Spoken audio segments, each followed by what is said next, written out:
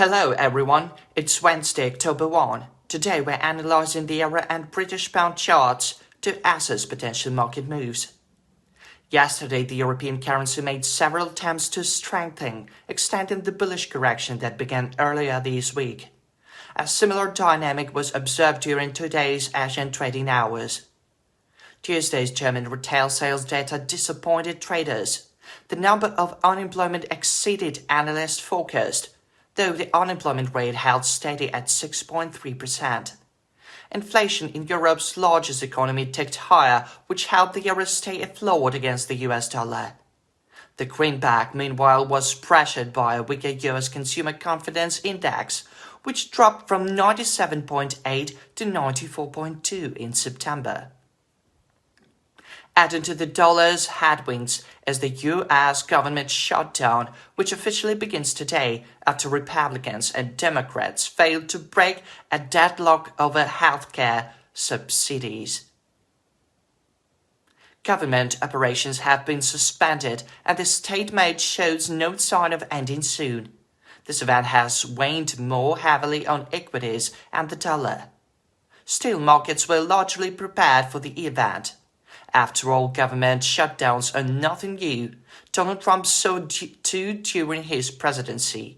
Therefore, volatility is expected to be contained and major swings are unlikely. Now let's take a look at today's macroeconomic calendar. It includes a series of releases from the euro area, such as manufacturing PMIs from France, Germany, and the bloc as a whole. These indicators remain weaker than services PMIs, so disappointing figures could exert pressure on the euro.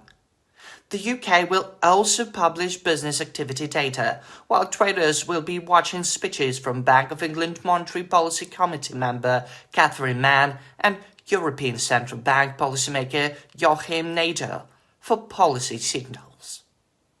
Later in the day, focus will shift to US statistics, though whether they will be published remains uncertain. The Bureau of Labor Statistics has warned that a government shutdown would suspend the release of official data.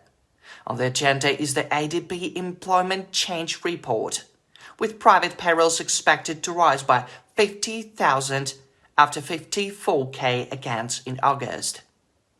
In addition, the ISM manufacturing PMI is due, with forecasts pointing to an increase to 49, inching closer to the 50-point threshold last seen in February. Stronger than expected figures could support the dollar.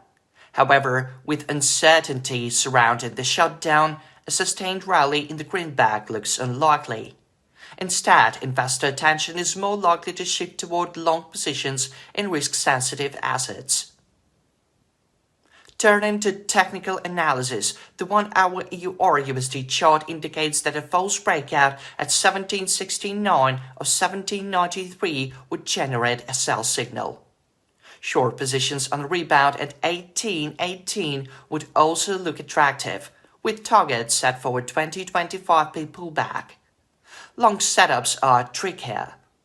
Buyers could step in at 1.1738, but the safest strategy would be to wait a false breakout at 1711. Alternatively, going long on a rebound could be considered at 1680, aiming for an intraday correction of 25-30 pips. Speaking of the British pound, the setup looks similar. Short positions could be considered at 34.90 or 35.32 in the event of a false breakout. Selling on a rebound would also be appropriate at 35.68 with a target of 30-35 pips. On the long side, entries could be placed around 34.48 after a false breakout. However, this is only an intermediate level, so great attention should be paid to 34.09. A false breakout there would provide a stronger buy signal supporting the broader bullish correction that began earlier this week. Alternatively, it would be wise to go long on a rebound at 1.3367, aiming for a 35-40 pip move. Good luck to all.